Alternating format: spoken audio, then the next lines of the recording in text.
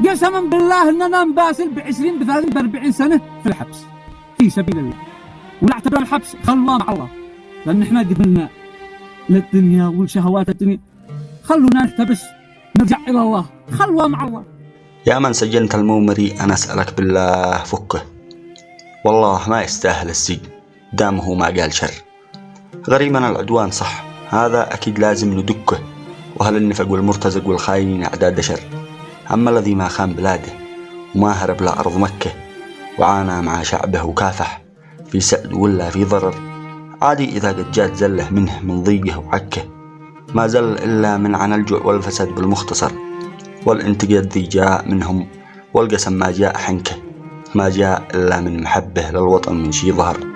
يا حكومتنا اسمعيني أنتي وكل من زاد شكه، والله ما هم مرتزق.